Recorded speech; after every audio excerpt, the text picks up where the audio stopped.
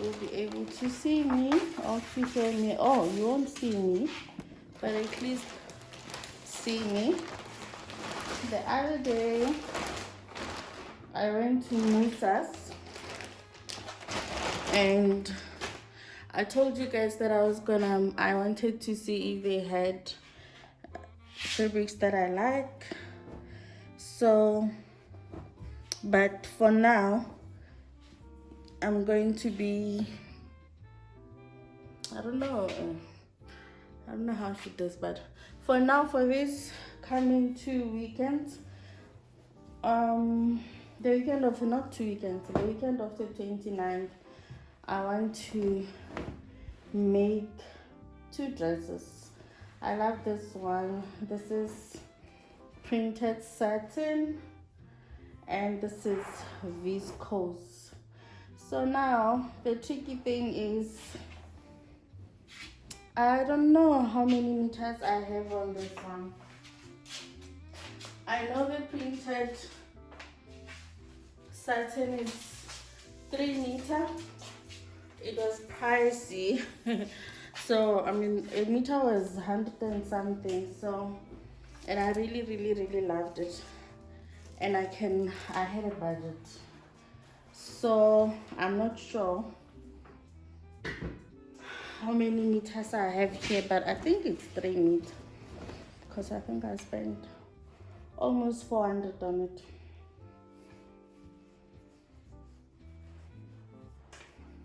So I'll quickly for the next 2 weeks, I'm going to make the dresses that I'm going to wear on that weekend, because it's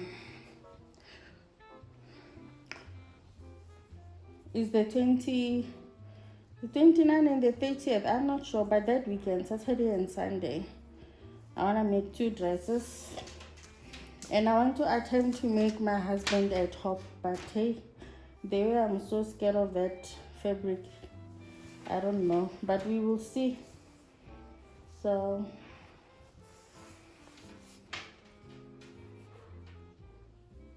I haven't sewn in a while. Yeah, this is 3 meter. I think 3 meter will get me what I want to make from this. And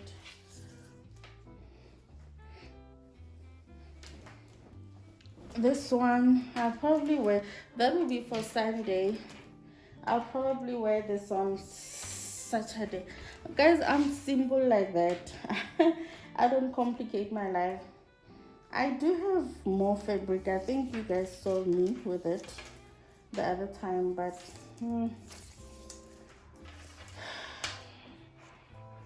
I don't like sewing wedding fabrics, as people call them, because then after I don't have anywhere to go with it.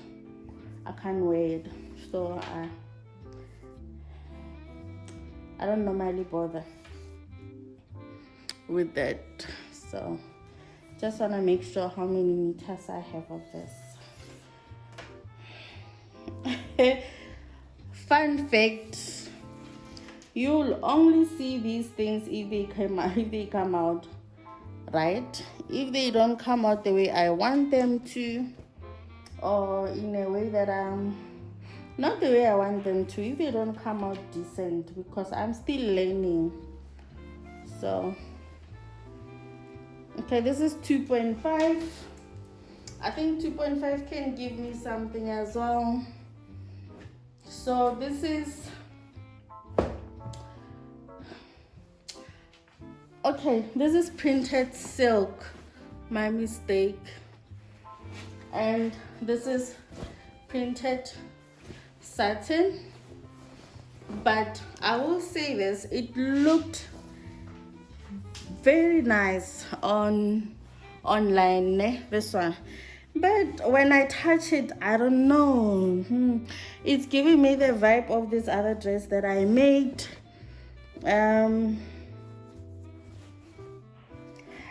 No, I thought it was a softer, stretchier satin.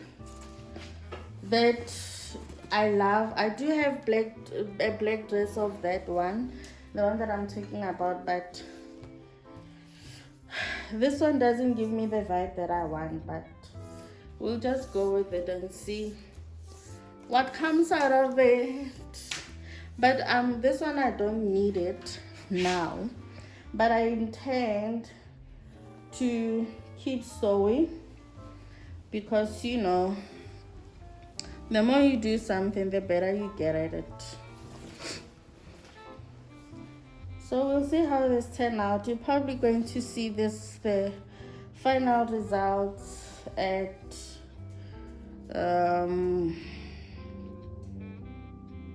no, that's not the side. You're probably gonna see the final result beginning or second week of May. That's what will come up.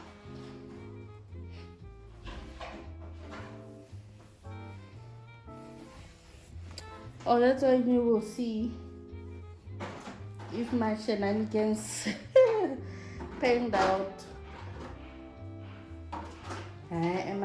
So this is one. So I only have 1.8. What am I gonna do with 1.8, guys? I think you guys know I'm a big woman, so small fabrics gives me high palpitations.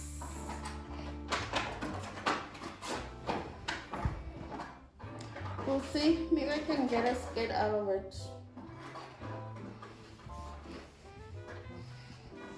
We will see.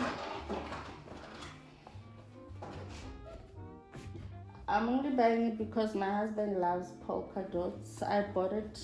If you see me wearing polka dots, know that I'm wearing it for my husband.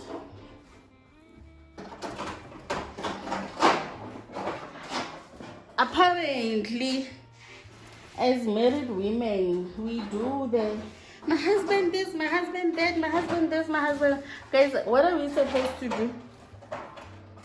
Because these are our people. Like, seriously. Another one that is that is driving me crazy. I have this, which I think looks absolutely beautiful together. So I am confused. So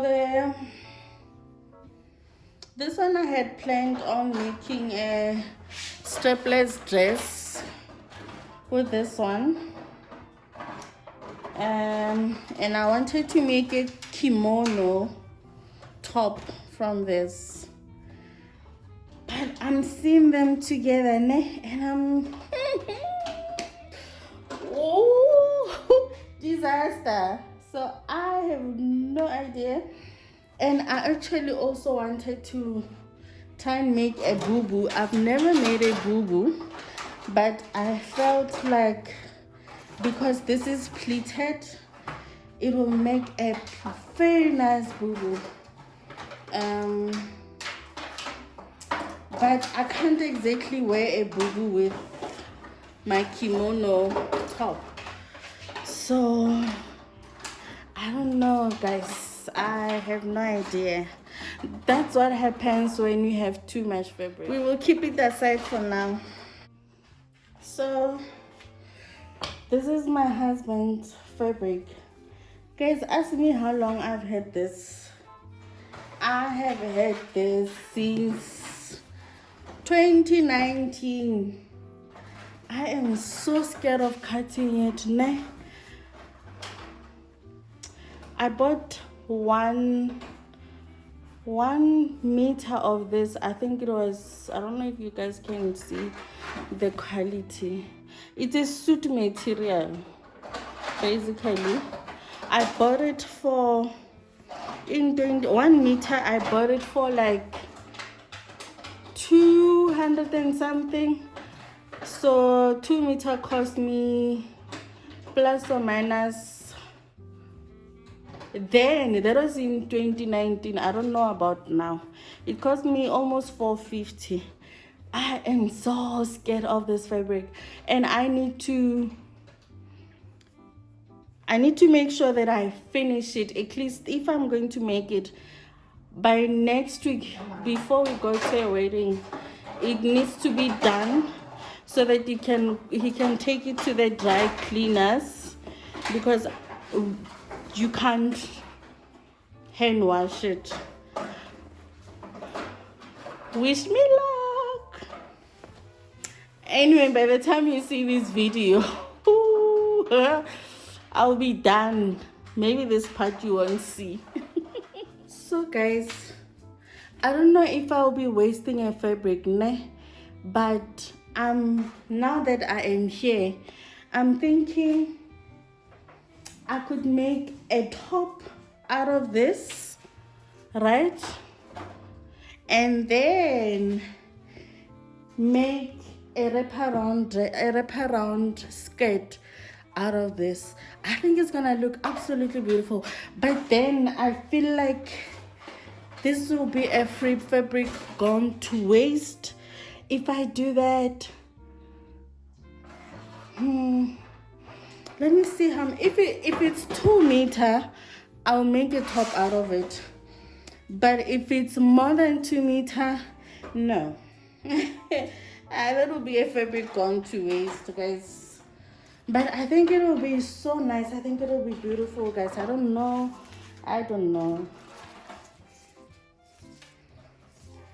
This is what happens, that sometimes I always end up not doing what I'm supposed to, because I will be second guessing myself like so much.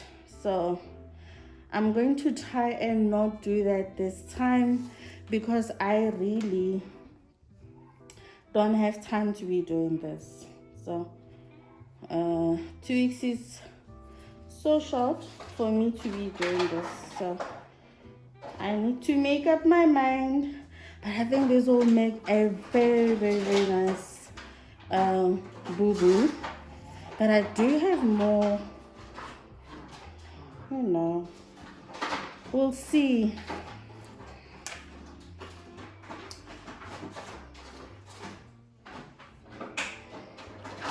Oh no, 2.5.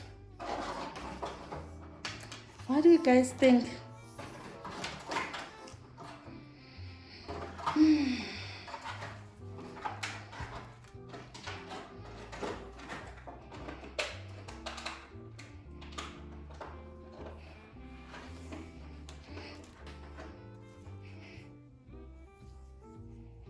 No, you know what, I'm gonna sleep on it. I'll sleep on it, but I know this would make a really beautiful boo-boo, this one. But these two combined as well, So my thing was, I could wear this on Saturday and I could wear this on Sunday, and it'll be one of my dresses that I just make. But I don't know, guys. I don't know. I do not know.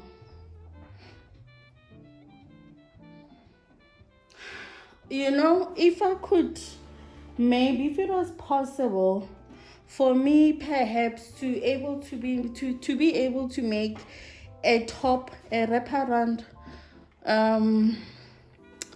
skirt from this, and a top, I would definitely do it. I would, but we'll see.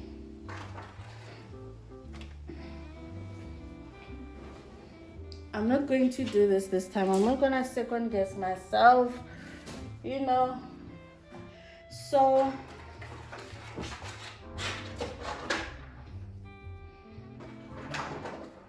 no, the blues are different. So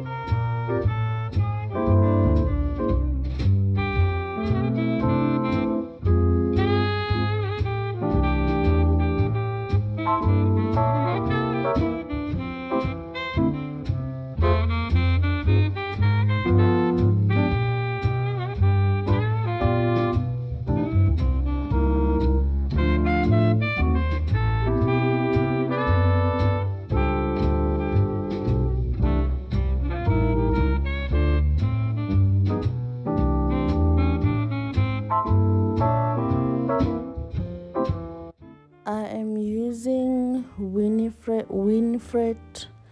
Aldrich pattern book. It is the easiest that, following it for me is the easiest. There are other pattern books out there on the internet, or you can buy them, but I prefer Winfred Aldrich because her patterns are so straightforward. You don't have to rack your brain when you are using her pattern books, and the measurements that she gives in that book, it's so accurate. You will never go wrong. Like, this is one of the best books when it comes to tailoring, because you will really tailor a person's size onto their body when you're using the hair book. Like, it's perfect. As long as you got the measurement correctly, it is perfect. I don't know how to explain it. Like, everything that you make following her patterns comes out so beautifully, so perfect. Like, it fits, the fit is always on point. I have been disappointed in some of the patterns that I would find on Pinterest. When you do attempt to make it, they will show you flames. They will show you flames. Another thing is that it is important to label or to dot down everything that you are on your blocks, because you want to know. The last thing you want to do in tailoring, or when you're making clothes, is not to know where to, like, which side is which side and all of that. And it does happen if you're still learning to sew. It happens. So it's important to write down everything. Okay, here is a seam allowance, side seam, waist, you write your waist, you write your knee length, the how you cut it. The straight line is that you cut it in two, and then the one that we put it at the bottom of, on the side, in the middle, on the front, that means you cut on fold. And here I am dividing the dress, like the skirt, in 3 equal parts to create a flare. That's how you create a flare when you are using a pattern, and this is how it looks. We do it on both sides of the skirt, and I always measure the my slits to make sure that it fits, or it's creating enough room for me when I'm making a flare. Enough room for me, because I don't want anything that I don't want to say I'm making a flare and then it still touches, it still sits on me. I want it to flare. So I always measure just to see if I should open it up a little bit more if I have to. So this is how it looks, a flare skirt, or an A-line, but this is an exaggerated A-line, so it's not really an A-line. It's a flare skirt. It's a flared skirt. So this is how it looks when it's cut up, and I'm going to trace it again. Like, when you are making clothes, there's a lot of tracing, because first you will do, let's say it's a skirt, you will trace your block, right? Trace your block, and then you divide the block, there's your blocks, into 2 equal sizes. When you are making a flare, into 2 equal sizes, and then you cut it. After you cut it, you put it on top of another paper, then you trace it again. After you trace it again, then you can start adding more if you need more flare on the side, and you start doing anything, like if you need the length to be longer, you can do that. Majority of the time with the fabrics that I use, I would trace the, after dividing it, I will trace it and then I will cut it. That gives me a flat skirt. And then after, I will trace it again. And then I would reduce the length by 3 centimeter, which will be for my lining inside. So for one to get to the point where you are actually sewing, it's a lot of work. That's why I always say, when someone says, how much will you charge me if I give you fabric? Fabric plays a minor role into clothes making. Just because you gave me fabric doesn't mean it's going to be cheaper. Fabric doesn't like, it's a fraction of clothes making, you know. So when you say you're giving someone a fabric, unless if that particular person is doing freehand, but still, even if it's freehand, it's a lot of work, you know. It's a lot of work. So but when you're using patterns, it's even more work. But for me, I prefer it because I am never found in a position where I didn't get things right. It's very minimal. So if I say I'm going to make you a dress, and I took your measurements, which is another thing that I don't do. I don't listen to anyone. If you want me to make clothes for you, when I used to, you have to come and take your measurements. Because when you say, no, I'll get someone to measure me here and send you, hey, it's gonna come out somehow and you're gonna blame me. So I do not. If you want something from me, I measure you myself, because it is me who's going to make that, and it is my name, and it's going to be my reputation. So I do not take, or someone says, no, I wear size 38. Girl, you can wear size 38, but size 38, for me, I need to make sure that your breast, if I'm measuring you, your dress is going to look, your chest area is going to look good when you are wearing it. Your waist is going to be accentuated when you are wearing it. It on your hips, it's going to sit well. And I also have to make sure that if I measure your waist properly, if it's a tight fitting a top, there won't be those creases at the back or where the zip is curling and all of that. So size 38 means nothing. If you say, no, I just wear size 38, it means nothing. That's if you want someone to tailor something for you. It's different from ready to wear. Ready to wear, I can make ready to wear and I say it says 30, 32, 34. You buy you take what you get, you know. Of which for me personally, I think it's the most easiest thing, because dealing with people when they want you to make something for them, it never ends. It never ends, and I'm not about that. It doesn't I don't like it. I don't want to do something and then we keep going through the same thing. And some people will just be mean for no reason, nje, you know. So you see, I'm tracing it again. That's what happens when you do pattern making. It's what happens. Exactly like this. You trace, like, non-stop. And here I was creating a wraparound skirt. I traced it. The first flare was for another dress, and this one I was making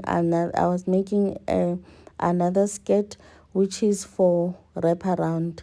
So I'm just adding that piece where it extends to the other, you know, because wraparound cannot just meet in the middle. It needs to go a little further on the side so that it can be a wraparound. So that's what I'm doing.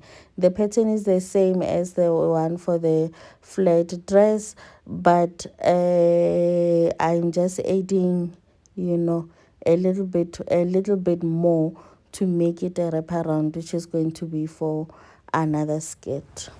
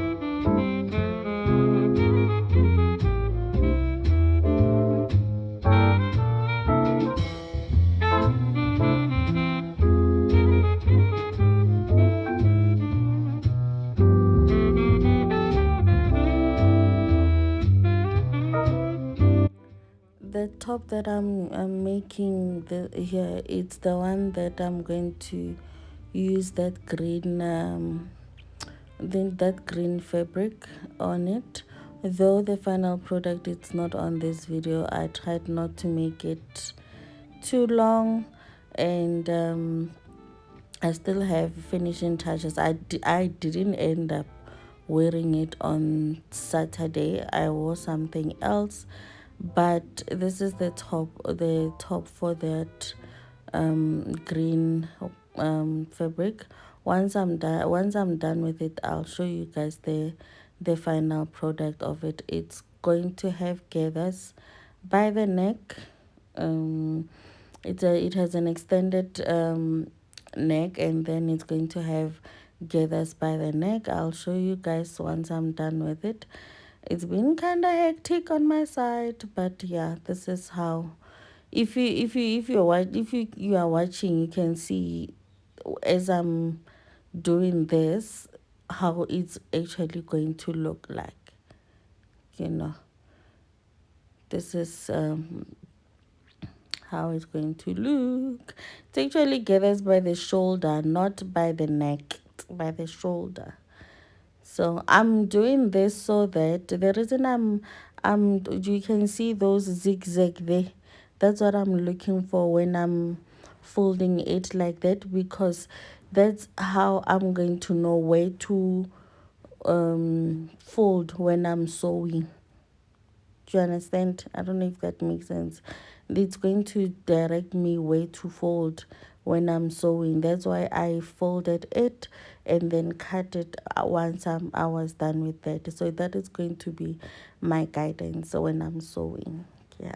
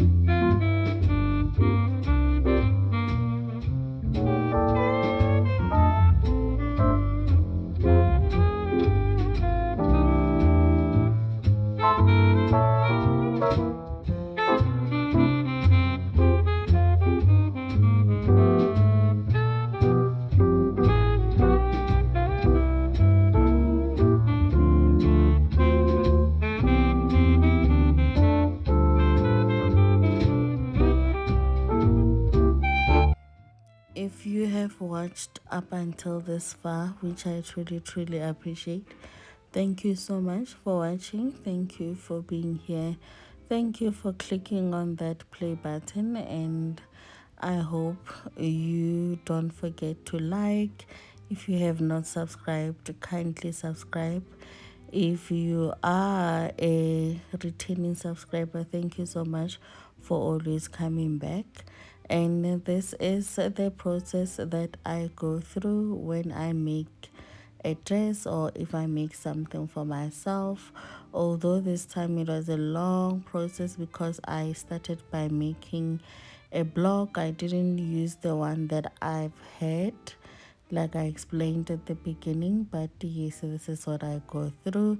And when what I'm doing here is overlooking my pieces before I stitch them, and then but I only overlook the parts where I won't have to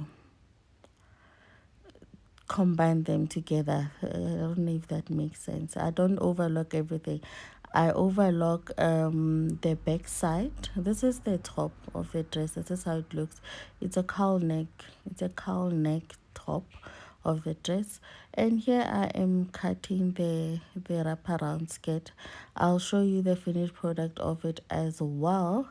I'll probably just randomly insert it in one of the videos. It's not going to be a sewing video, and I'm not quite sure if I will be doing a lot of this, but I do think things like this, when I do them with you guys, I don't know if I should say, it kinda motivates if I'm sharing something with someone, something that I know I normally wouldn't have anyone to share it with. But if I'm sharing it with someone, I don't know, it adds a bit of weight to it for me. So the skirt it's actually, the skirt is finished. I just need to add the band to close it off on it. You know, life can take over sometimes. So here is me again creating a band for the wraparound skirt. This fabric is so beautiful, guys, and as the same, I've had it for a long time as well. Here I was showing you guys that I'm going to cut off that other side, that other part, the small part that has dots there. It's I added more centimeters onto the band because I knew I was going to cut that. If you've seen a fabric from the store, you would understand what I'm talking about. So I'm cutting a lining for the wraparound skirt here.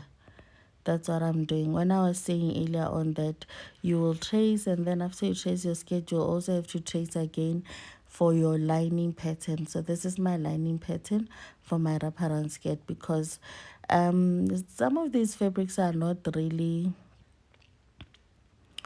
they're not thick enough for you to just wear them on their own. You always have to wear something underneath, and I don't prefer that. So I prefer to put lining in most of my dresses. It's safer that way. Then I always know that there's nothing showing that is not supposed to show. This is that pattern that we were making. I'm cutting it on that top. Yes, I'm cutting it. It looks big because it's not folded. Because because of the pattern that I had chosen, I need to cut it open, not folded. And this is the bottom part of the dress. I showed you the part of the top, which is a cowl neck, and this is the bottom part of the dress. And I'm just trimming off fabric that is not supposed to be there. I'm trimming it off, and this is the lining for it. I'm going to trim as well. I've sewn the pieces together, and so now I'm just simply cutting the pieces that are not meant to be there, that are sticking out, and then we're going to sew the lining and the dress together. So here I'm overlooking the bottom, the hemline of my skirt for the dress, and the back part of my dress. I always create a 2 centimeter seam allowance at the back of my skirts if it's not pencil skirts. If it's not pencil skirts that are stretchy, I always create a 2 centimeter seam allowance that allows for anyone. If I make a clothes for you, if you've gained a little bit of weight, then you see this is the top, how it looks. This is it with the facing and all of that. That's how it looks. We're going to combine it with the skirt. So I always do a 2 centimeter seam allowance at the back, which is equivalent to 4 centimeters. So if you gain a little bit of weight, it's easier for you to come back and say, can you please unstitch or add the 2 centimeter back onto the dress, so that I can be able to. Sometimes I'll even leave half a centimeter if you've gained, a few centimeters there. So here I was cutting my husband's top. To say I was very nervous is an understatement, but I did manage to cut it. And I was literally cutting this like YouTube was my friend on this day. I was sewing it with this other guy that I found on YouTube. Those you people, the people that sew and share the videos on YouTube on how they did it. We appreciate you guys, because you know what, that knowledge goes a long way for some of us, because there are so many things that we don't know, and we can't always know everything. So when you want to make something and you are not sure of, it is always so nice and refreshing to have someone to sew along with. So in this case, this was my husband's top, and I was grateful for the fact that I was able to do this. And then I had a referral. I had somewhere where I could go and reference and see how it works. Anyway, guys, I didn't show you guys how I sew the top, because at this point I was really tired, the shooting, the space and everything. But the thumbnail will have the finished product, because I now realize when we went home for the weddings, we were not with Theo. So we had to take turns into taking each other's pictures, because no one was there to help us with it. So I hope you enjoyed this video. I hope maybe even if you are not a sewer, but it can inspire you to maybe try and learn to sew and make something for yourself, because I can tell you that this takes a lot of pressure off some of the things when you, especially even at home. Like with me, I used to be able to cut Theo's trousers, because he was biggish, and then the legs would be big as well. So I was able to always minimize the bulginess at the bottom of his trousers.